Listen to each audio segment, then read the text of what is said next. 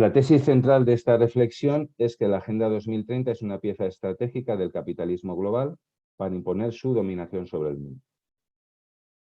La perspectiva que yo trabajo normalmente en Profesionales por el Bien Común, no estoy en todos los campos, lógicamente donde yo estoy trabajando ahora mismo es la perspectiva biopolítica, y aunque estamos trabajando en otras perspectivas, donde nosotros estamos incidiendo más es en el tema biopolítico, ¿no? Y donde un elemento muy importante es el control de población cuantitativo y cualitativo, que se produce al mismo tiempo. O sea, no hay control cualitativo sin lo cuantitativo y viceversa. De tal manera que no solamente se quiere controlar la cantidad de seres humanos que hay sobre la Tierra, que para el capitalismo global, en general para el capitalismo, pues sobra gente. Y normalmente siempre sobran los mismos, sobran los pobres, sobran los desgraciados, sobran los discapacitados, sobran los enfermos, sobran los ancianos, sobran. España, vamos, Europa tendrá millones de enfermos de Alzheimer, mi padre es enfermo de Alzheimer, y ya dijo la presidenta, no sé entonces si era del Banco Mundial o del Fondo Monetario Internacional, que eso no lo podíamos permitir. Y el ministro también de Japón decíamos que tampoco nos podíamos permitir tantas gentes enfermas de Alzheimer o de demencia senil. Por tanto, las leyes de la eutanasia, como las que están encima de la mesa, que ya están encima de la mesa y que están actuando, son auténticos genocidios que el capitalismo ha puesto encima de la mesa, de la mano, lógicamente, de esta izquierda caniche, como diría aquel, que es el instrumento adecuado para meter todas estas leyes en la agenda social, ¿no? Porque si lo hiciera otro partido político, evidentemente habría una revuelta social, pero si se hace desde la izquierda, pues parece ser que se acepta mucho mejor, ¿no? Bueno, pues el objetivo fundamental es facilitar la dominación y explotación del ser humano, reduciendo, instrumentalizando. Para mí esta es la clave del asunto, de todo, de donde hay que ver toda esta perspectiva, rompiendo las estructuras solidarias que conforman al ser humano. Por supuesto, su naturaleza, ¿no? Su naturaleza, pues, desde su sexualidad, pues que una sexualidad binaria, y la importancia de la ideología de género como ideología del capitalismo, vamos, no es... Perdón un momentito, voy a recoger esto así. Como ideología del capitalismo, no como ideología de la izquierda. Evidentemente, la izquierda ha sido un instrumento fundamental para hacerla operativa, ¿no? Pero vamos a ver que realmente el beneficiario de todo esto es el capital. El objetivo es facilitar la dominación y explotación del ser humano, reduciendo, instrumentalizando, rompiendo las estructuras solidarias que conforman al ser humano, como su propia naturaleza, una naturaleza que es imagen de Dios y por tanto una naturaleza solidaria, trinitaria, ¿no? Una sexualidad abierta a la vida, que se desarrolla adecuadamente en esa sexualidad binaria entre el varón y la mujer, que se desarrolla en el matrimonio, en la familia, etc. Se trata de destruir todo eso y de destruir esas estructuras que son las que generan vínculos fundantes y fundamentales, como son la paternidad, la maternidad, la filiación, la fraternidad, la amistad, la solidaridad, la mismidad, ¿no? Que es la propia relación con uno mismo, ¿no? Estamos viendo que no solamente se rompe la familia, sino que se rompe la propia relación de una persona consigo misma, a nivel de depresiones, de suicidios, etcétera. Todo esto está generado por esta misma cultura neocapitalista que pretende destruir y desestructurar a la persona humana, ¿no? Y el capitalismo y la Agenda 2030 mantienen una vinculación orgánica muy importante e intrínseca. ¿Qué quiero decir con esto? Que hay gente que se dice anticapitalista y está a favor de la Agenda 2030 y gente que se dice que está en contra de la Agenda 2030 y que es procapitalista. Bueno, pues esto sucede, es muy paradójico con muchas cosas en este momento.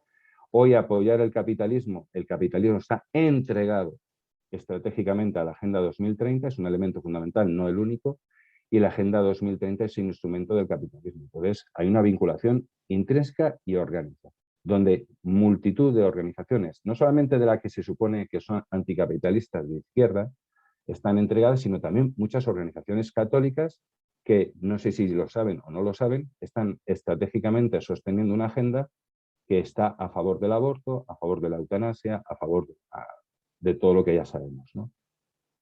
Bien, esto sucede con un montón de conceptos que normalmente los creemos contrapuestos. Como bien se ha dicho en la presentación, bueno, pues este señor está en el Partido Comunista y está en el Ministerio en la Secretaría de Estado de la Agenda 2030. Digo, como es lógico, que no podría estar otro mejor. Defendiendo mejor al capitalismo no podía estar otro mejor. Desde luego nos van a engañar a todos, ¿no?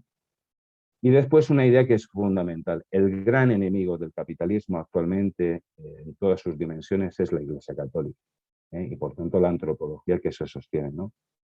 La Iglesia es la única que sostiene los elementos necesarios y suficientes para ofrecer una visión adecuada del ser humano y por tanto proporcionar la felicidad tanto personalmente como socialmente, de manera inmanente y trascendente. Por tanto, el objetivo fundamental actual, como ya sabemos, es, por supuesto, romper todo lo que es una cultura cristiana que ha venido fraguándose durante 1000 años, 2000 años, y que evidentemente pues eso se traduce en una antropología que es incompatible con el capitalismo.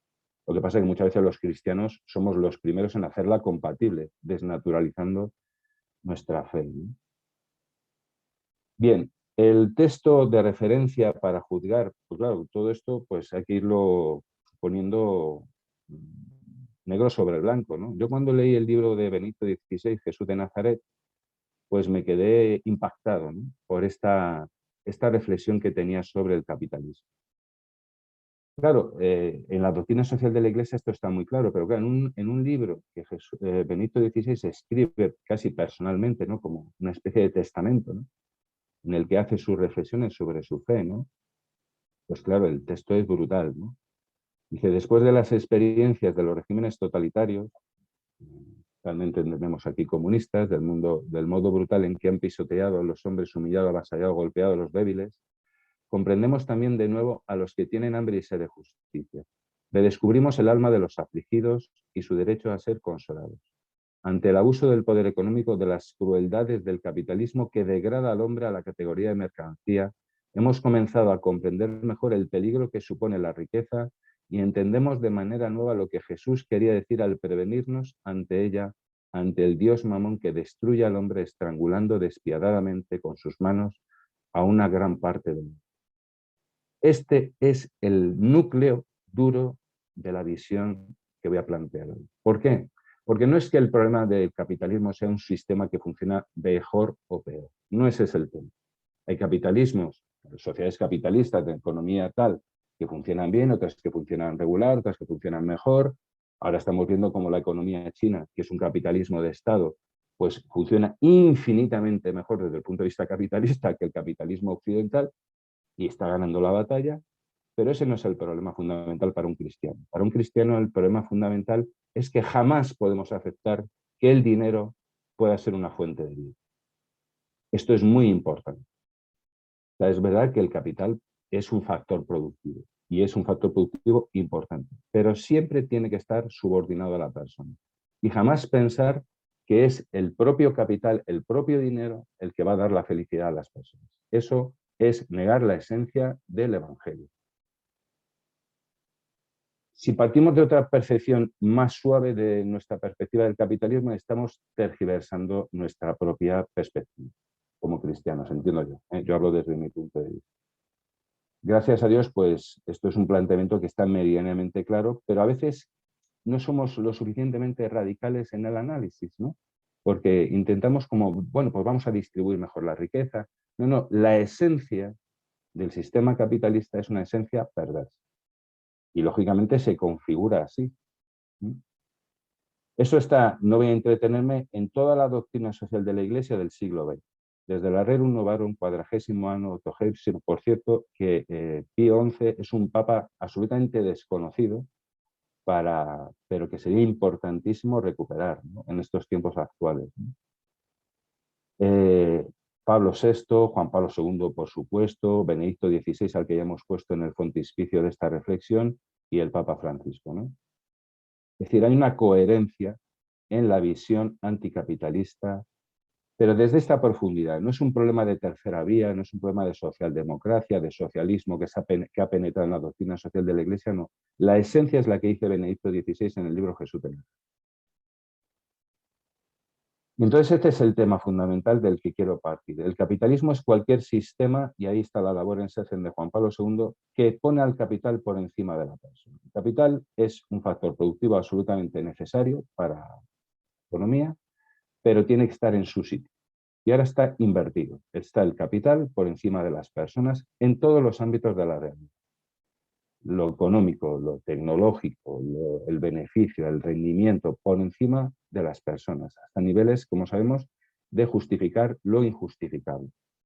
Y dice Juan Pablo II ahí que es un orden moral invertido. Para un cristiano hay que darle la vuelta. Y el trabajo tiene que estar, el trabajo que es la persona humana, pues en definitiva la que tiene que estar por encima del capital. Y dice una tercera idea muy importante, que esta relación entre el capital y el trabajo no depende de la ideología política, es decir, que hay capitalismo, vamos a decir, de izquierdas y hay capitalismo de derechas.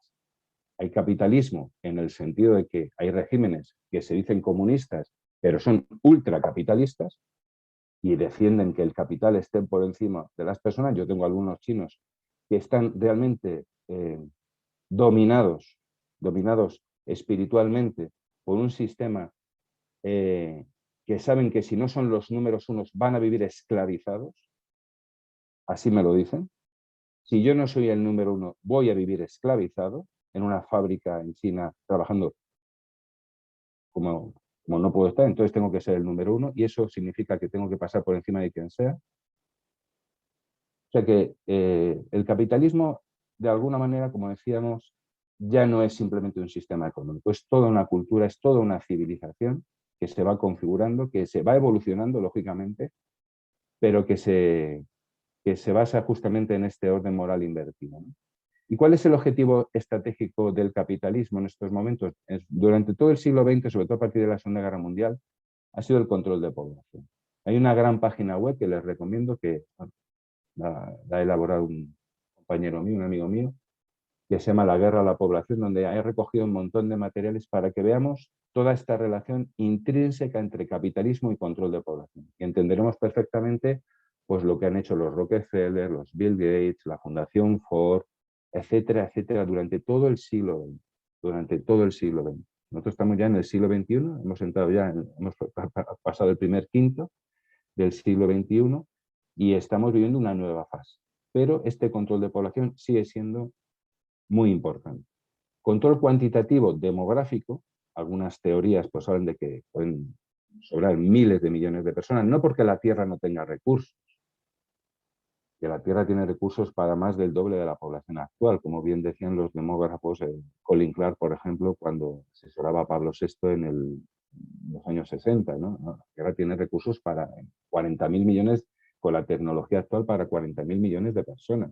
Y estamos sobre los 8.000. Es decir, no es un problema de recursos, es un problema político, ¿eh? Evidentemente, si un porcentaje de la población vive muy bien y ese porcentaje es muy pequeño y la mayoría de la población del planeta vive muy mal, evidentemente eso es una fuente explosiva de inestabilidad. Hoy la tecnología permite prescindir de millones de personas a nivel productivo. Entonces, eso se está encima de la mesa. Y está también el control cualitativo, ¿no? Lógicamente, que es un control mental, no solamente espiritual, sino también político. Es decir, cualquier respuesta que se quiera dar a este sistema tiene que ser controlada. Y actualmente estamos viviendo un nuevo tipo de capitalismo, porque va evolucionando, capitalismo industrial, capitalismo informacional. Ahora estamos en un nuevo sistema capitalista, dominado por la era digital, en el cual no vamos a entrar, pero que lógicamente tiene características diferenciadoras. Que, bueno, si en la tertulia aparece algo, pues podemos